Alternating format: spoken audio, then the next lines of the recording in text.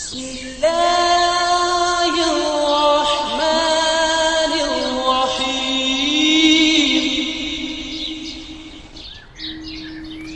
اللہ کے نام سے جو سراسر رحمت ہے، جس کی شفقت ابدی ہے۔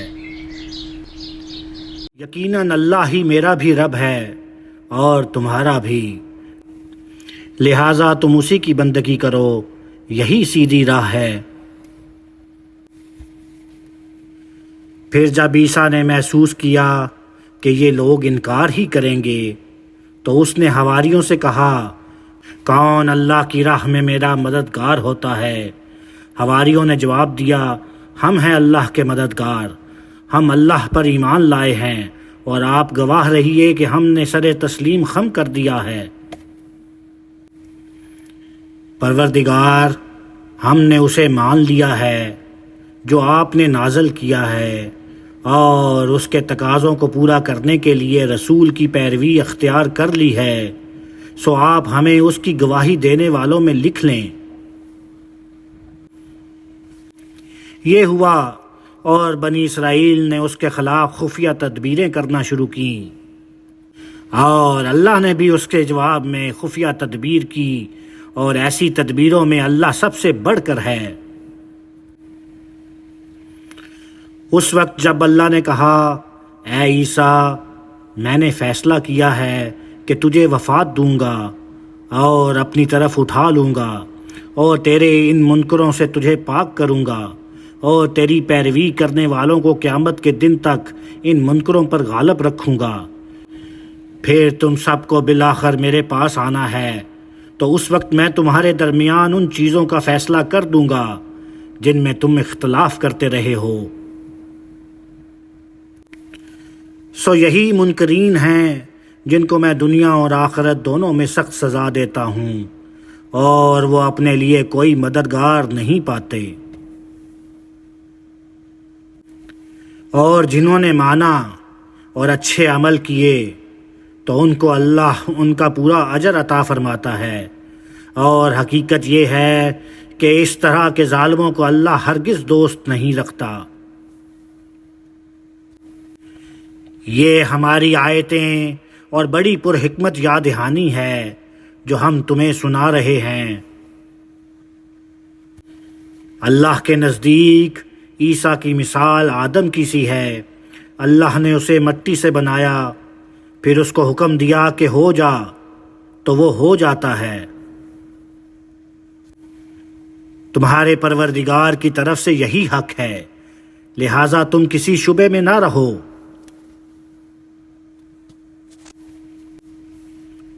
پھر یہ علم تمہارے پاس آ جانے کے بعد بھی جو اس معاملے میں تم سے جھگڑیں تو کہہ دو کہ آؤ، ہم بھی اپنے بچوں کو بلائیں اور تم بھی اپنے بچوں کو لے آؤ، اور ہم بھی اپنی عورتوں کو بلائیں اور تم بھی اپنی عورتوں کو لے آؤ، اور ہم اور تم خود بھی آ جائیں، پھر دعا کریں اور جھوٹوں پر اللہ کی لعنت بھیجیں۔ اس میں شبہ نہیں کہ یہی سچا بیان ہے، اور حقیقت یہ ہے کہ اللہ کے سوا کوئی الہ نہیں، اور اللہ ہی عزیز و حکیم ہے۔ پھر وہ اعراض کریں تو اللہ تو ان فساد کرنے والوں سے واقف ہے۔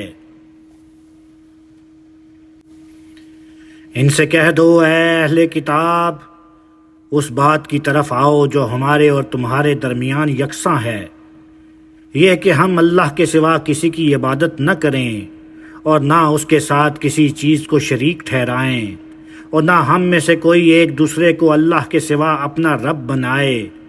پھر وہ اعراض کریں تو ایمان والو، تم کہہ دو کہ گواہ رہو، ہم تو مسلم ہیں۔ اے اہل کتاب، تم ابراہیم کے بارے میں کیوں جھگڑتے ہو؟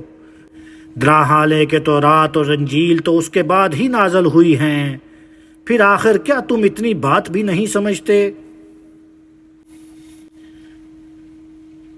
یہ تمہیں لوگ ہو کہ ان باتوں میں تو جھگڑ چکے جن کے بارے میں تمہیں کچھ علم تھا، مگر اب یہ اس بات پہ کیوں جھگڑ رہے ہو جس کا تمہیں کچھ بھی علم نہیں ہے؟ اور حقیقت یہ ہے کہ ان سب حقائق کو اللہ جانتا ہے مگر تم نہیں جانتے۔ ابراہیم نہ یہودی تھا اور نہ نصرانی، بلکہ ایک حنیف مسلم تھا، اور وہ ان مشرکوں میں سے بھی نہیں تھا۔ ابراہیم کے ساتھ نسبت کا زیادہ حق ان لوگوں کو پہنچتا ہے جنہوں نے اس کی پیروی کی۔ اب یہ پیغمبر اس کے حقدار ہیں، اور وہ بھی جو ان پر ایمان لائے، اور اللہ تو انہی ایمان والوں کا ساتھی ہے۔ ایمان والو، ان اہل کتاب کے ایک گروہ کی تمنا ہے کہ کسی طرح تمہیں صحیح راستے سے ہٹا دیں، اور حقیقت یہ ہے کہ اس طرح وہ اپنے آپ ہی کو گمراہی میں ڈال رہے ہیں مگر نہیں سمجھتے۔ اے اہل کتاب، تم اللہ کی آیتوں کے منکر کیوں ہوتے ہو، درا حالے کہ تم ان کے گواہ ہو۔ اے اہل کتاب، تم حق کو باطل سے کیوں ملاتے ہو، اور کیوں حق کو چھپاتے ہو، درا حالے کہ تم جانتے ہو۔ اور اہل کتاب کا ایک گروہ کہتا ہے کہ مسلمانوں پر جو کچھ نازل ہوا ہے اس پر صبح ایمان لاؤ اور شام کو اس کا انکار کر دیا کرو تاکہ وہ بھی برگشتہ ہوں، اور اپنے مذہب والوں کے سوا کسی کی بات نہ مانا کرو۔ ان سے کہہ دو اے پیغمبر کہ ہدایت تو اصل میں اللہ کی ہدایت ہے، اس لیے کسی کی بات نہ مانا کرو کہ مبادا اس طرح کی چیز کسی اور کو بھی مل جائے جو تمہیں ملی ہے، یا تم سے وہ تمہارے پروردگار کے حضور میں حجت کر سکیں۔ ان سے کہہ دو کہ فضل تو اللہ کے ہاتھ میں ہے، جسے چاہتا ہے عطا کر دیتا ہے، اور اللہ بڑی وسعت اور بڑے علم والا ہے۔ وہ جس کو چاہتا ہے اپنی رحمت کے لیے خاص کر لیتا ہے، اور اللہ بڑے فضل والا ہے۔ تم ان سے توقع رکھتے ہو کہ تمہارے پیغمبر کے معاملے میں یہ انصاف کی بات کہیں گے، اور ادھر صورتحال یہ ہے کہ اہل کتاب میں وہ لوگ بھی ہیں کہ اگر تم مال و دولت کا ڈھیر ان کے پاس امانت رکھ دو تو وہ تمہیں ادا کر دیں گے، اور ان میں وہ بھی ہیں کہ اگر تم 1 دینار بھی ان کی امانت میں دے دو تو جب تک ان کے سر پر سوار نہ ہو جاؤ وہ اس کو تمہیں ادا نہ کریں گے۔ یہ اس وجہ سے کہ انہوں نے کہہ رکھا ہے کہ ان امیوں کے معاملے میں ہم پر کوئی الزام نہیں ہے، اور حقیقت یہ ہے کہ وہ جانتے بوجھتے اللہ پر جھوٹ باندھتے ہیں۔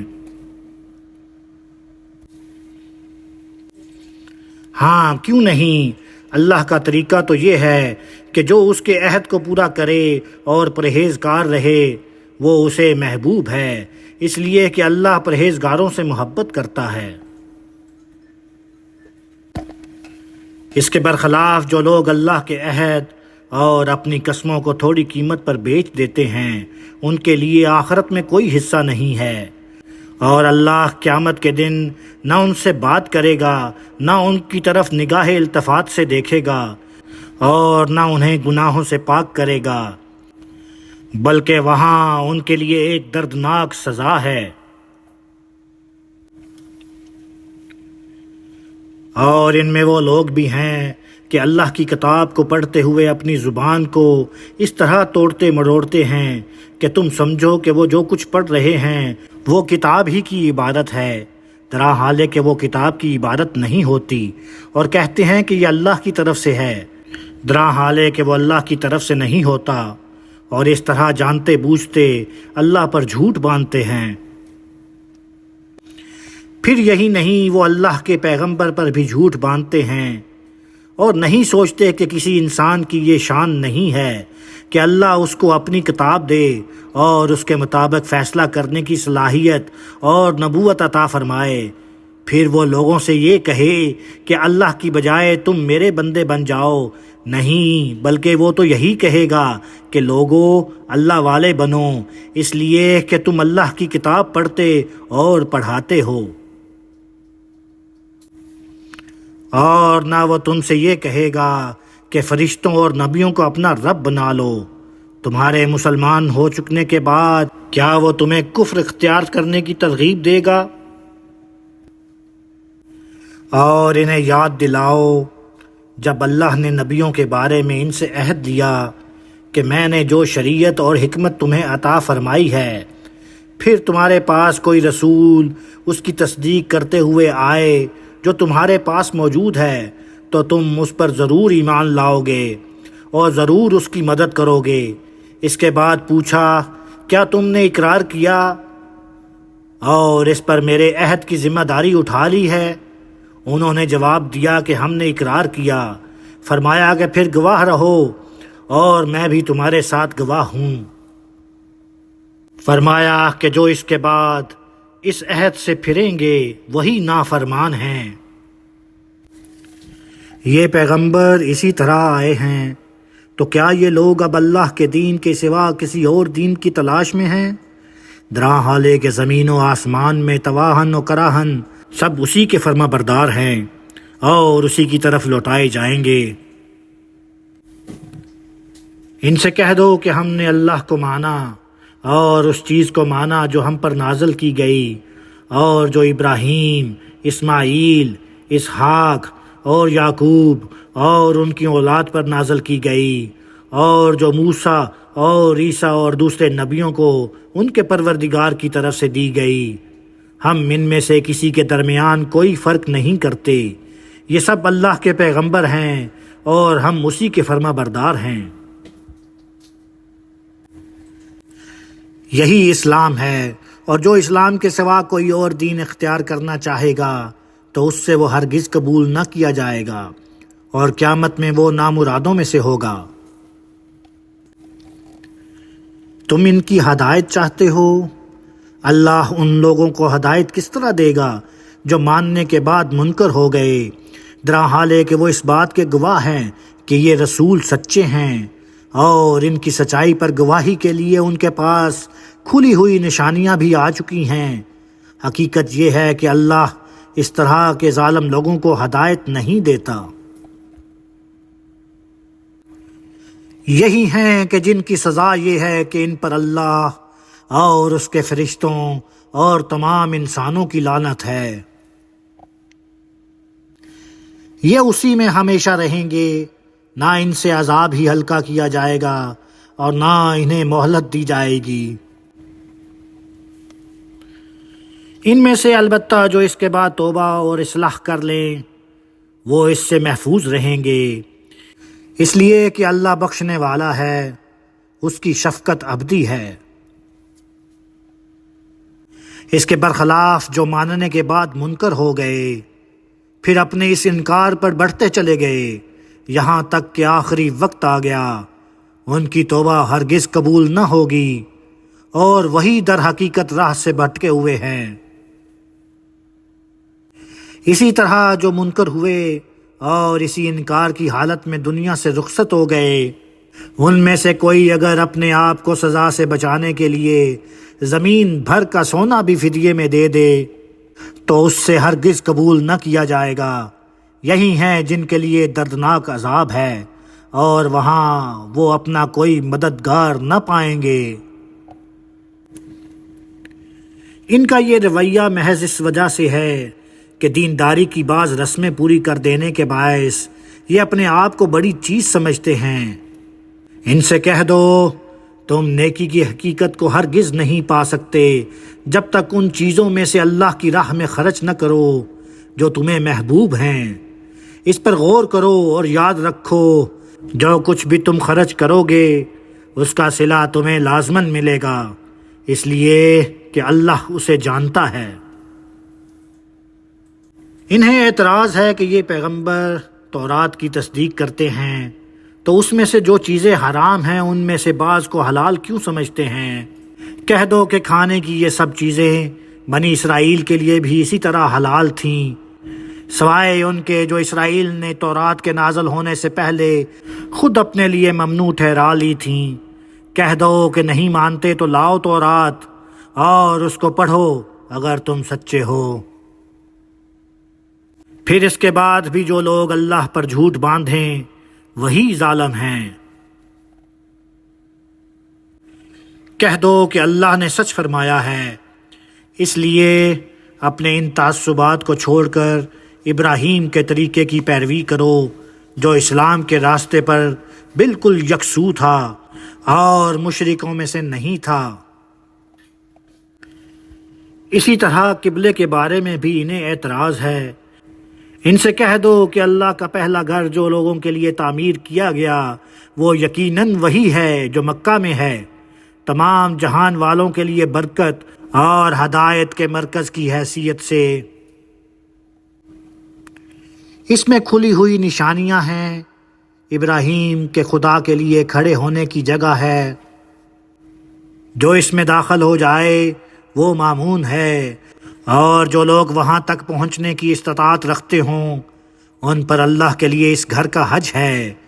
یہ اس کی نشانیاں ہیں، اور جو اس کے بعد بھی انکار کریں اللہ کو ان کی کچھ پرواہ نہیں، اس لیے کہ اللہ تمام دنیا والوں سے بے نیاز ہے۔ ان سے پوچھو اے اہل کتاب، تم اللہ کی ان آیتوں کا انکار کیوں کرتے ہو، طرح حال ہے کہ جو کچھ تم کر رہے ہو وہ اللہ کے سامنے ہے۔ ان سے پوچھو اے اہل کتاب، تم ان لوگوں کو اللہ کے راستے سے کیوں روکتے ہو جو ایمان لائے ہیں؟ تم اس میں عیب ڈھونڈتے ہو، طرح حال ہے کہ تم اس کے گواہ بنائے گئے ہو۔ اس پر غور کرو اور یاد رکھو کہ جو کچھ تم کر رہے ہو اللہ اس سے بے خبر نہیں ہے۔ ایمان والو، تم ان اہل کتاب کے ایک گروہ کی بات مان لو گے تو تمہارے ایمان کے بعد یہ پھر تمہیں کفر کی طرف پھیر لے جائیں گے۔ بسم اللہ